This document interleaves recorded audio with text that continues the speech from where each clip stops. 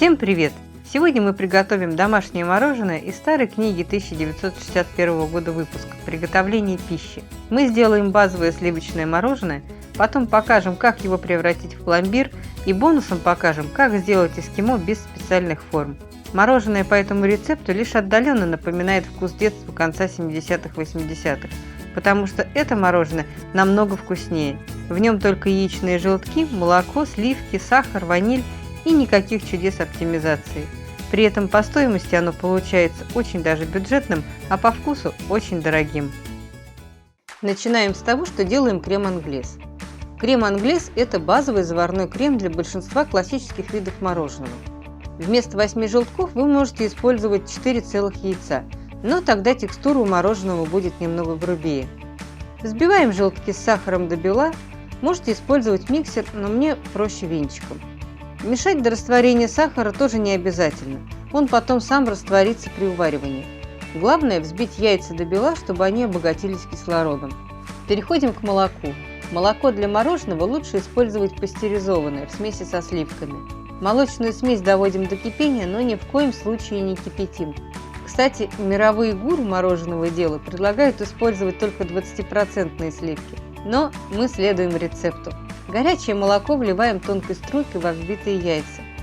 Очень важно это делать постепенно, иначе яйца свернутся и придется начинать все заново. Поэтому молоко наливаем в несколько этапов. Одновременно мешаем венчиком. Так температура яиц будет повышаться постепенно, и у готового крема получится более легкая текстура. Возвращаем молочно-яичную смесь на плиту и начинаем ее уваривать на медленном огне. Это самый сложный и нудный этап в приготовлении мороженого.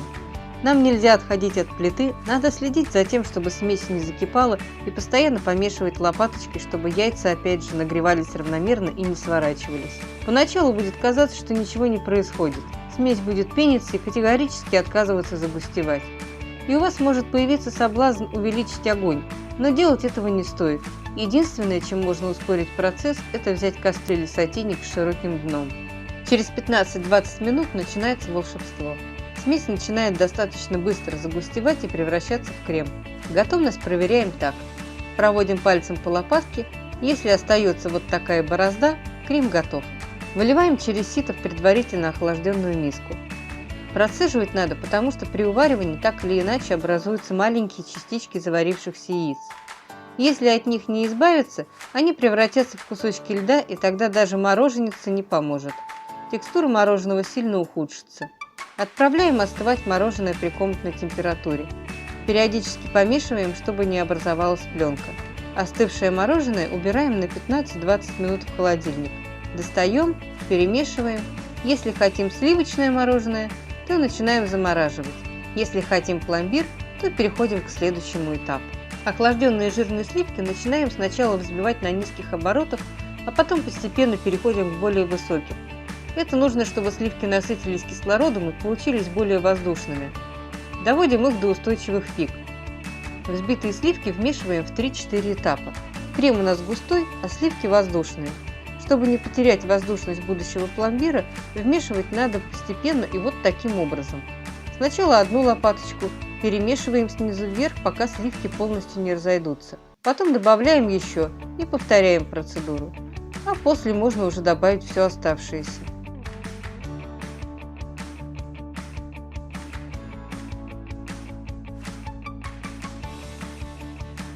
Для эскимо мы возьмем отдельный контейнер, выложим его пищевой пленкой и зальем туда часть смеси.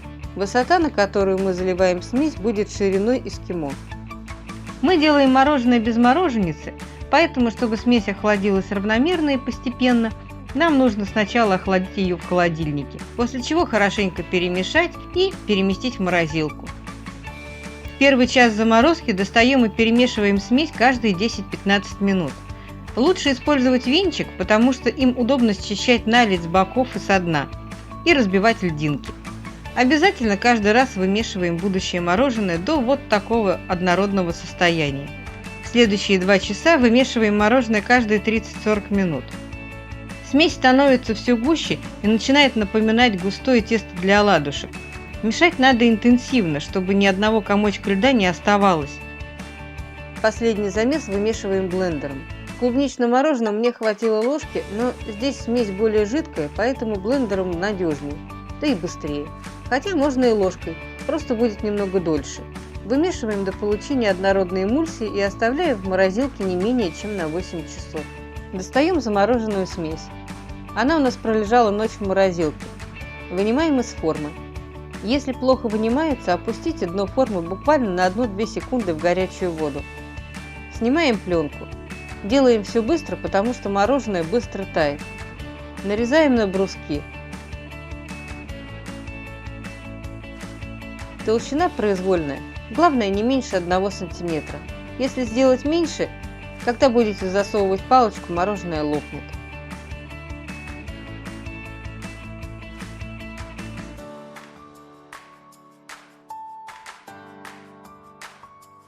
У нас сейчас стоит жара 33 градуса, поэтому мороженое тает прямо на глазах. Выравниваем лопаточкой и отправляем в морозилку до полного замерзания. Глазурь можете делать любую, какую захотите. Главное, чтобы она быстро стыла. Мы используем глазурь из сливочного масла с горьким шоколадом. Растапливаем в микроволновке и вымешиваем до однородного состояния. У нас пропорция 1 к 1, но можно сделать и 1 к 1,5. То есть взять больше шоколада, тогда слои глазури будут потоньше. Глазировать будем в высоком узком стакане. Можно еще на решетке, но мне в стакане удобнее. Глазировать начинаем только тогда, когда эскимо заморозилось до состояния камня. Всякие неровности можно сгладить пальцем. Эскимо окунаем в стакан с небольшим захлестом на палочку. Это нужно, чтобы глазурь герметично закрывала пломбир. Достаем и держим несколько секунд. Ждем, когда глазурь стечет. Вот так поворачиваем несколько раз.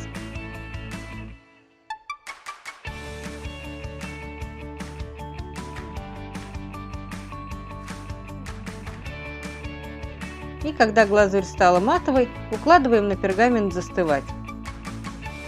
А затем отправляем в морозилку на час. С рожками вообще все проще. Макнули, подержали, подождали, когда глазурь стечет. Если захотели глазурь потолще, макнули еще раз. Дождались, пока покрытие станет матовым.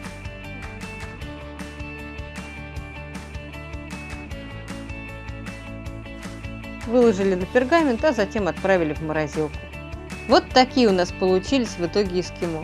Чтобы при хранении на них не образовывалась наледь и они не впитывали в себя запахи, лучше хранить их в герметичном контейнере или завернутыми в фольгу. Вот эти эскимо мы делали 2 недели назад. Они замечательно сохранятся еще пару месяцев в морозилке. Если часто будете делать эскимо или хотите прям ровные мороженки, как из магазина, то можно приобрести вот такую силиконовую форму. Она недорого стоит и экономит время. Когда только достали мороженое из морозилки, скатать шарик достаточно трудно, поэтому ему надо дать постоять 2-3 минуты. Поскольку в нем нет искусственных загустителей и камедий, пломбир достаточно быстро тает, как любое натуральное мороженое. Пломбир получается очень нежный, с кремовой текстурой и в меру сладким сливочным вкусом. Больше всего мне нравится делать это мороженое в вафельных рожках, но и шарики, посыпанные тертым шоколадом вкупе с мятой и зеленым базиликом, тоже улетают на ура. Список ингредиентов и подробности рецепта у нас на сайте. Ссылка под видео. Успехов вам в ваших кулинарных практиках и приятного аппетита!